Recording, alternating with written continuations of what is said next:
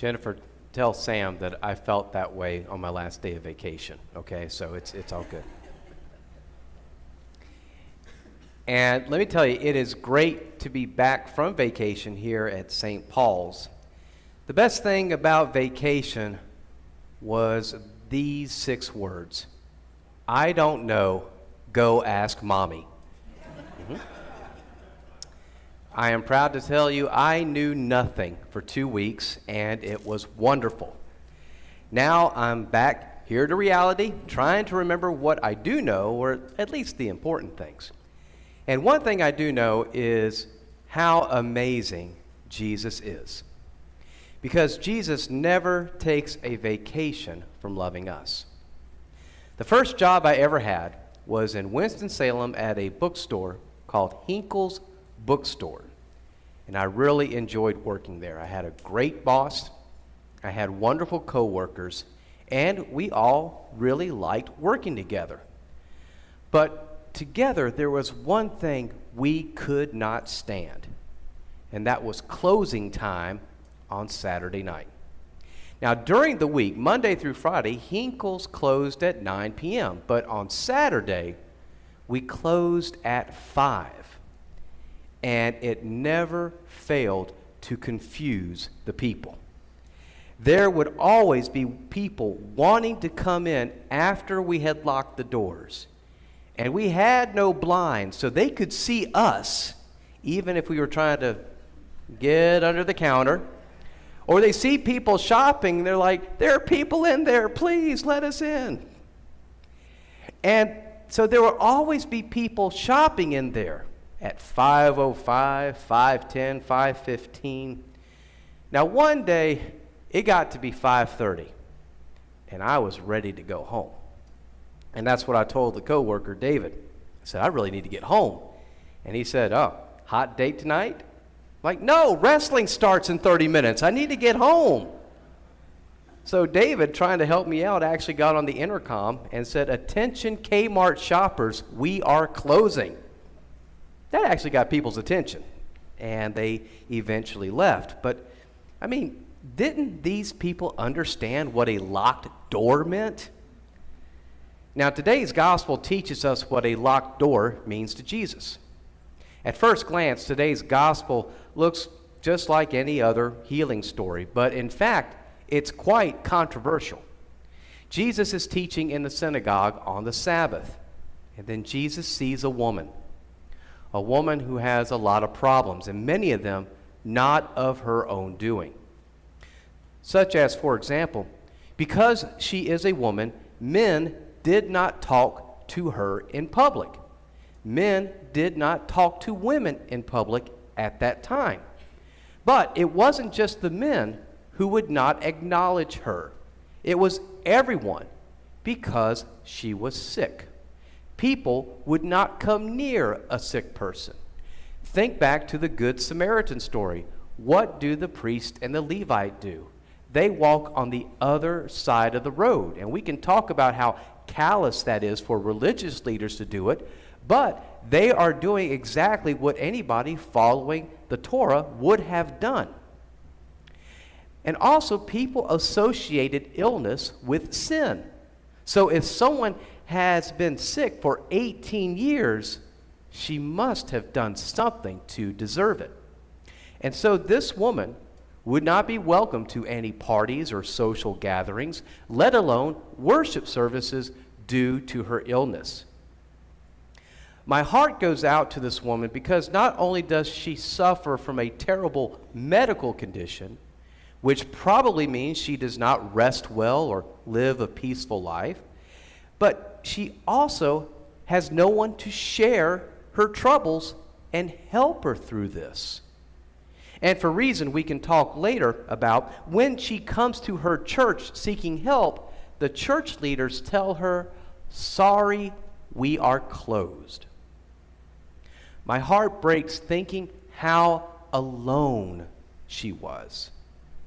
And then I get angry at how the church locked its doors and did not let her in. But then Jesus comes along. Did you notice the woman does not ask to be healed.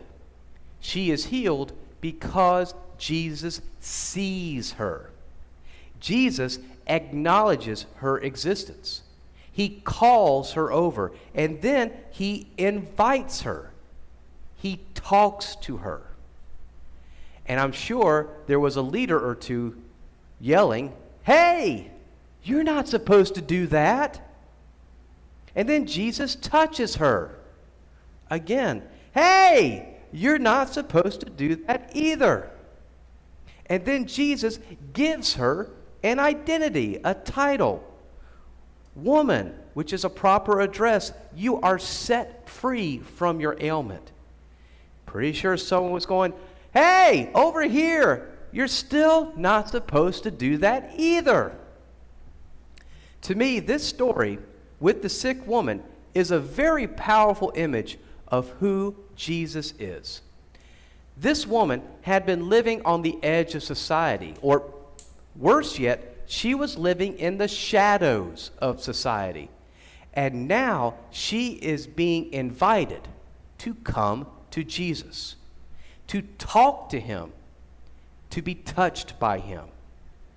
Again, Jesus should not have been doing any of this, but he really goes out of his way to make her feel better.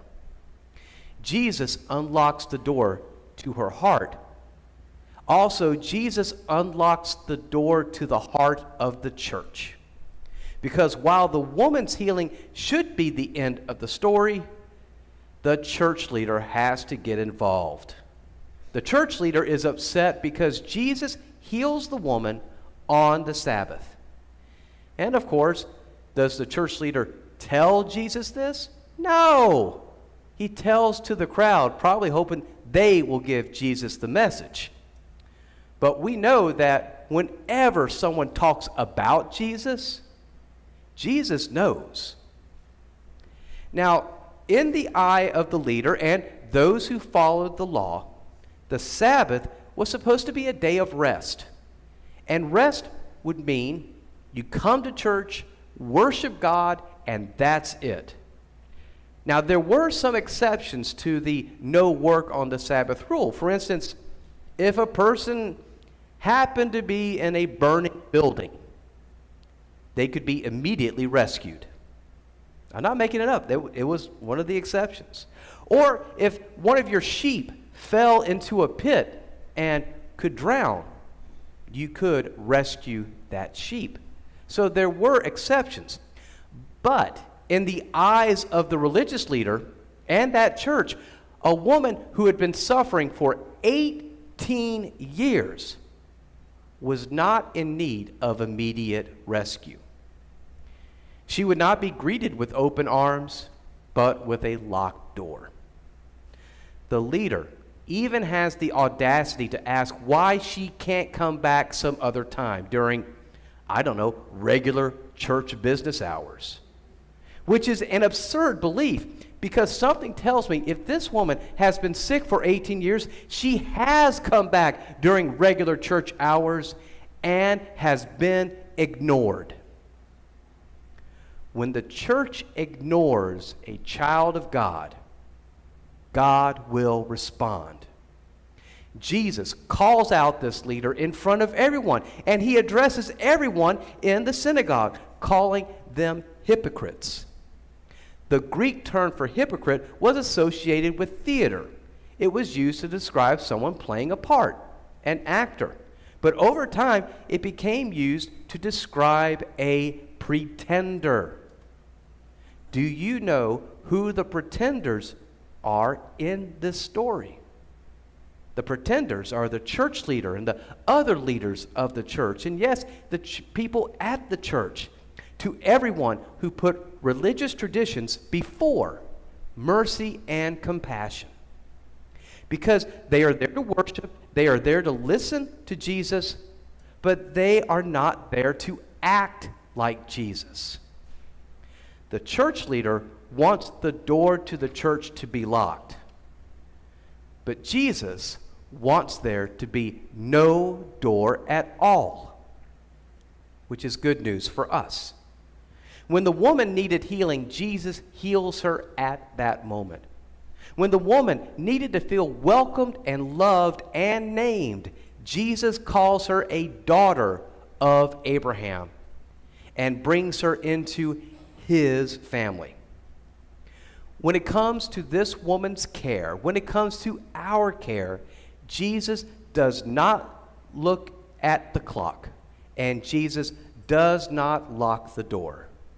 Jesus looks at us and opens his heart and grace to us. Can you imagine what it would have been like if during the first lesson or during the psalm, if we hear how Jesus blesses us and cares for us if it ended except on Sundays? Just would not have the same effect.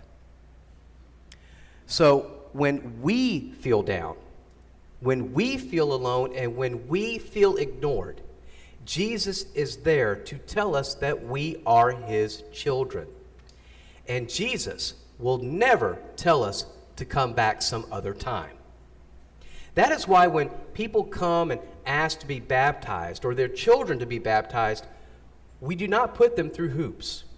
We do want to know them, we want to know about them and their intentions, but we do not want to keep them from something that God has given all of us. And when people come to God's table for communion, we do not have spiritual detectors out to see if you believe the right way, or if you are sincere, or if you're really, really sorry. Because Jesus accepts us and loves us just as we are now. This is how Jesus works. And this is how we will work as his church. Here at St. Paul's, we do not believe in locked doors. All are invited to worship. All are invited to be a part of this community. All are seen and known. Are we perfect? No, absolutely not. We're human after all. But I believe our heart is in the right place because our hearts have been placed there by Jesus. And Jesus is called to act in love. If you find yourself in a bad place, if you are sad, you are hurting, you are grieving, you're looking, you're seeking, let us know. And by us, I don't just mean me, Pastor Mark, Deacon Susan. Do we have any communion care deliverers here? Do we have anybody on our prayer team here? Do we have Stephen ministers? If you are here, could you please stand for just a second so we can acknowledge you?